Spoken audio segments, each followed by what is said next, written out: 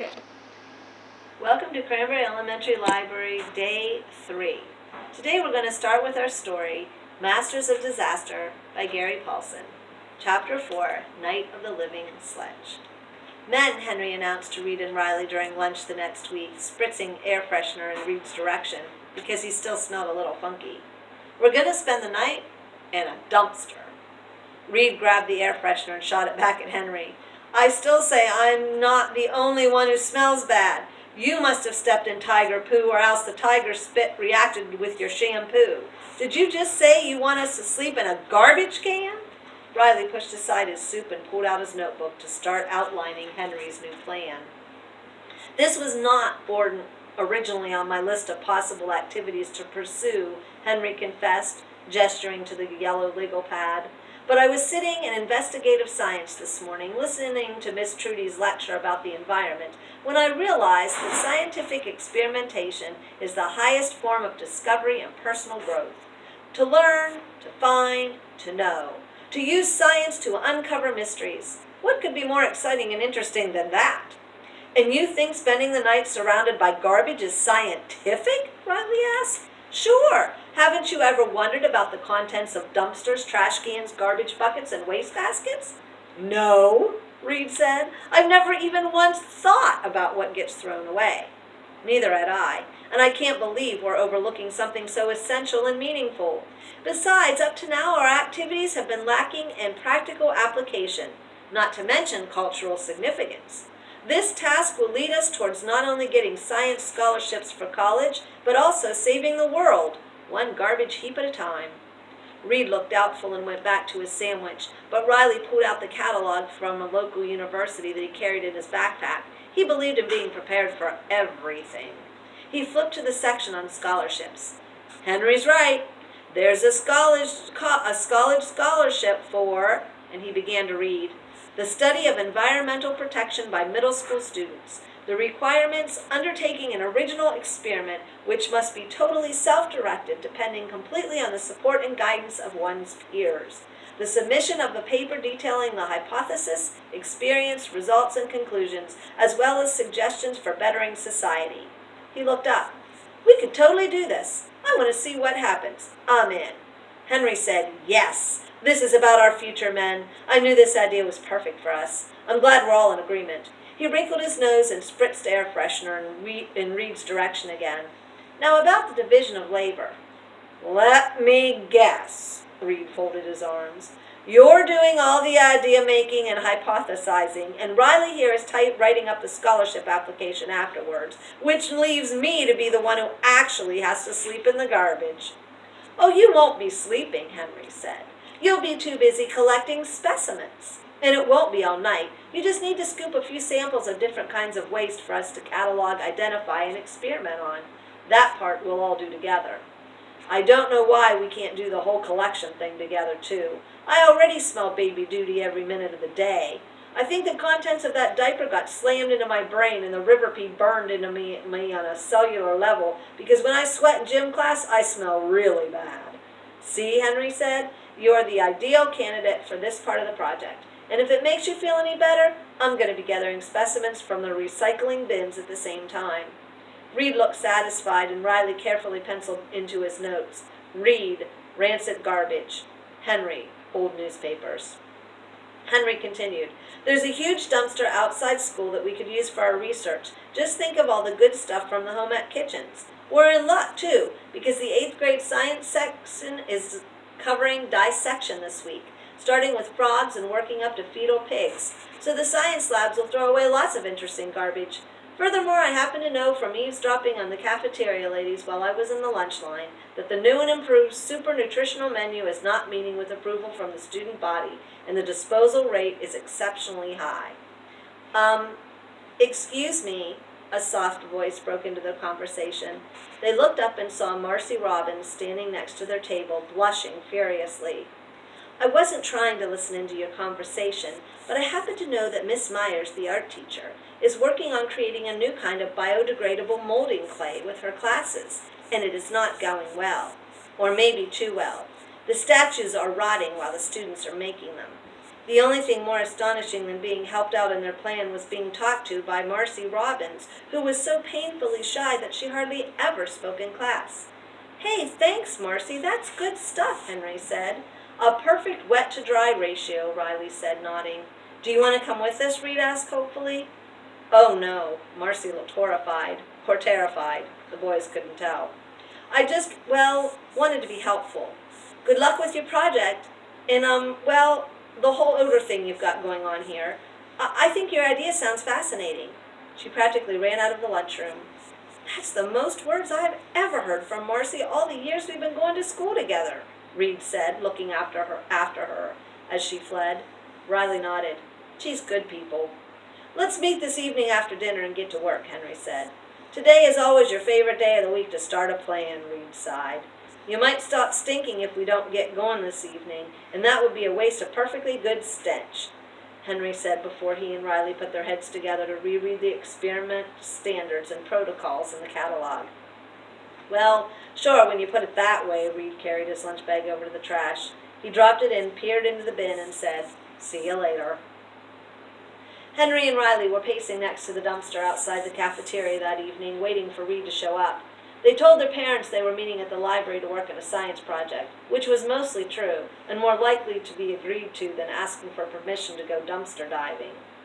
Finally they heard a rustling noise from the darkness and turned to see Reed hurrying towards them. He was wearing a rain poncho and waterproof trousers reaching from his armpits to attached rubber boots. "Good thinking, Reed," Henry said. "I should have mentioned protective gear. I like the way you wrapped your entire body in plastic cling wrap before you put your clothes on. That was smart, because you can't, after all, be too safe. You didn't, by any chance, ask your mother when your last tetanus shot was, did you?" "Not," he hurried on, "that you'll need it, but it's always a good thing to know." Henry slapped a headlamp from his dad's last camping trip onto Reed's forehead as Riley slid a backpack over Reed's shoulders. He filled it with small glass vials and Ziploc bags from his home science kit. Then Henry handed Reed a plastic bucket with a lid for scooping up the mushy bottom layer from the dumpster, and Riley gave him a stick to stir the more interesting garbage around. "Now remember," Henry instructed Reed, "we need a wide sample. Solids, liquids, whatever that oozy, sludgy stuff is leaking out of the bottom.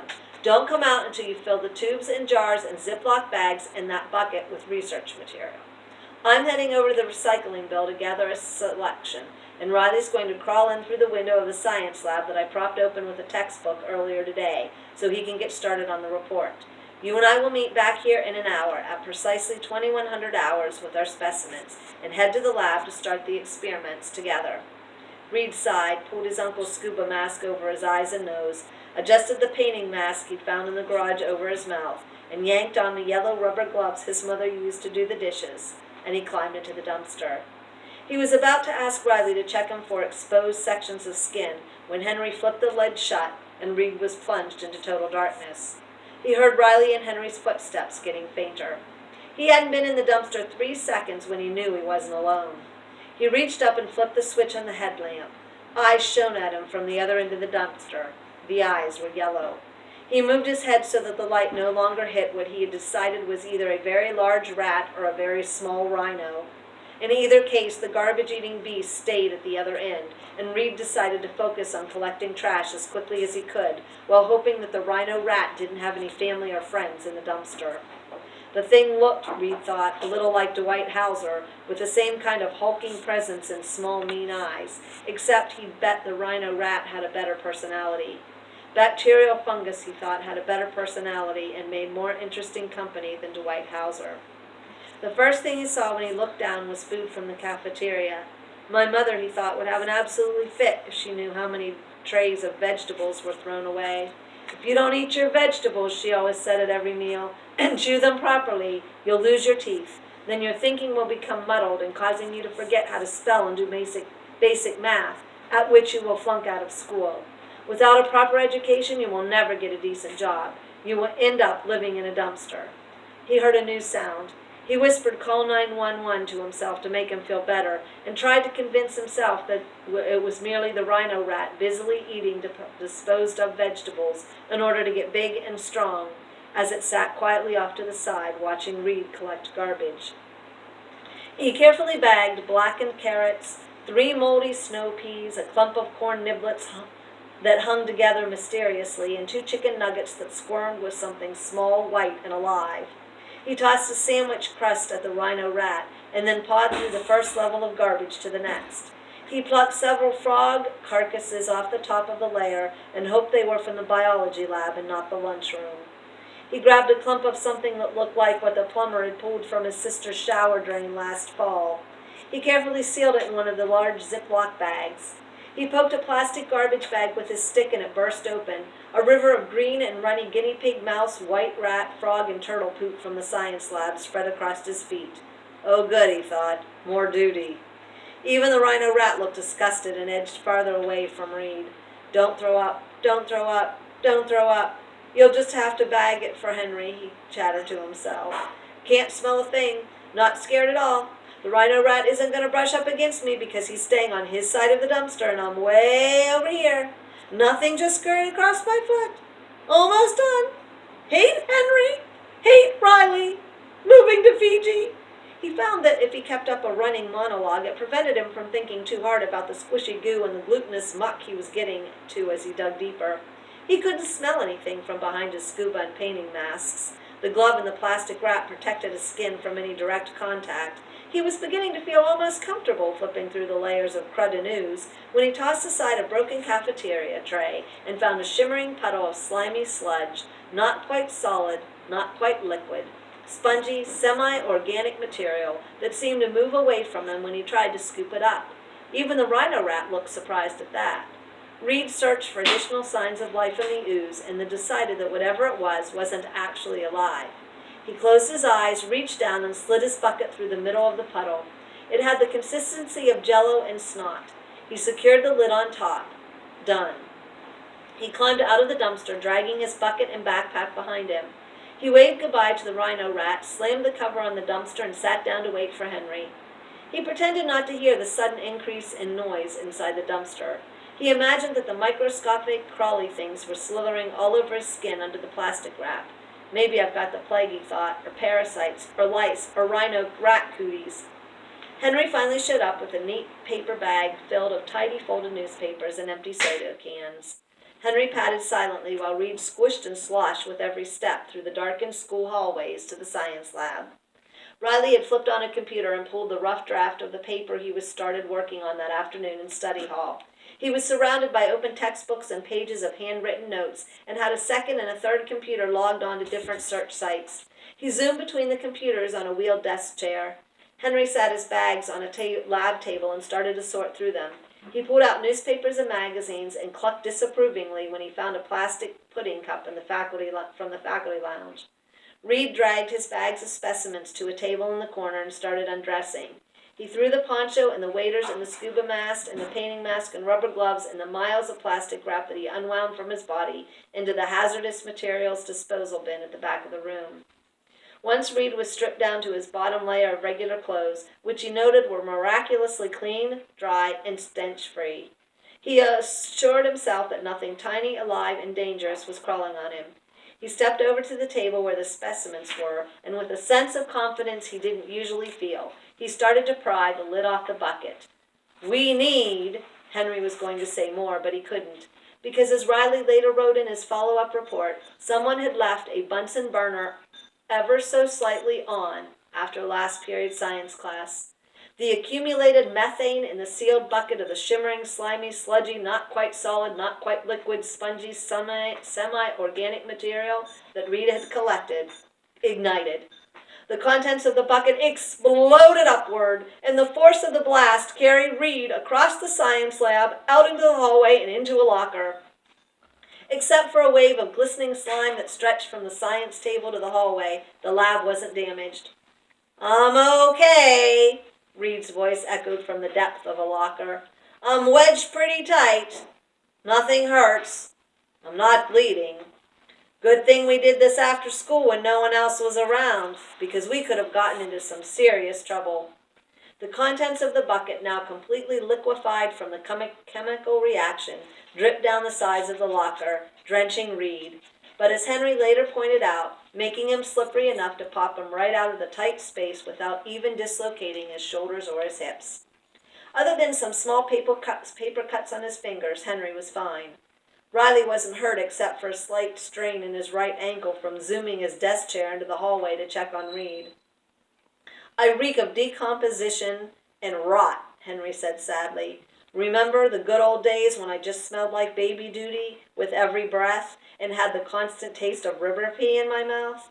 "Yeah, those were some good times," Riley said absently as he jammed a flash drive into the computer and started adding to the report details about the minor explosion, eye-watering stench, shimmering wave of gunk, and subsequent removal of Reed from the locker.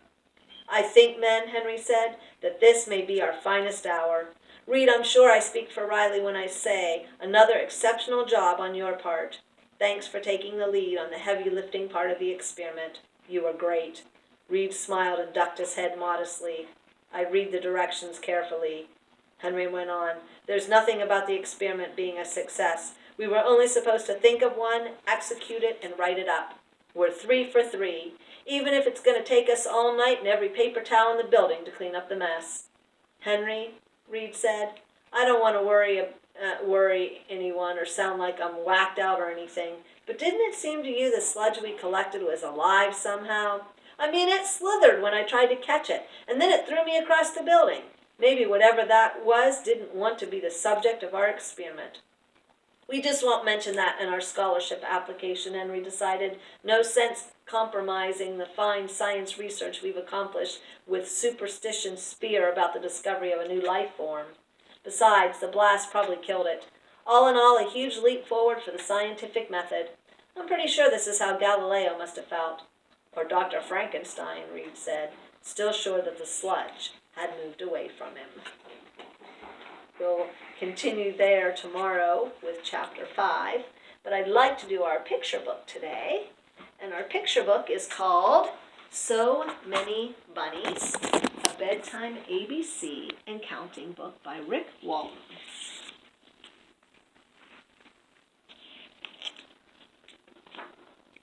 Old Mother Rabbit lived in a shoe.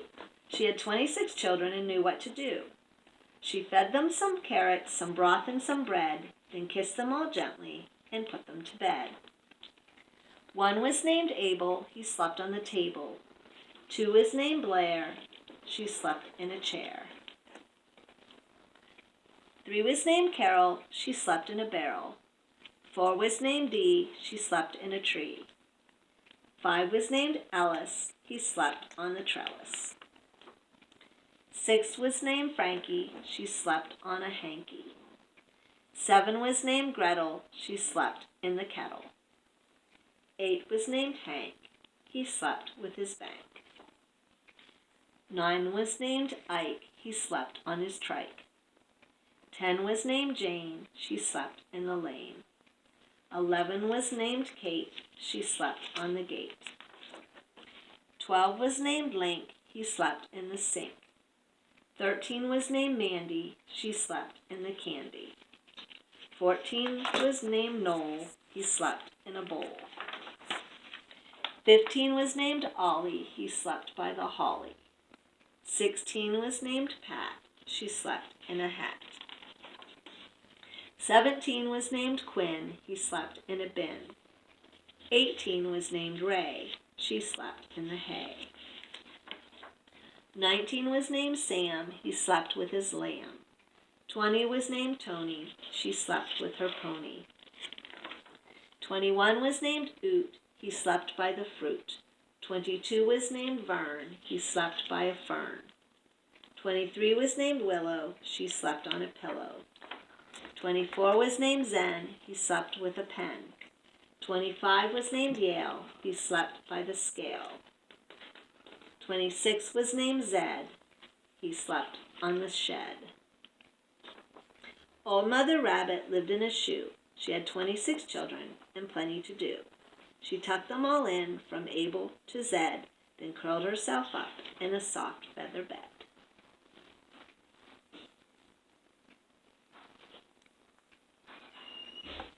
Our activity for today is a rabbit made out of a cardboard box. I used a fruit roll-up box, but you can use a cereal box, a cracker box, anything you have. I taped a piece of scrap copy paper on it. Then I folded it, a piece of it in half.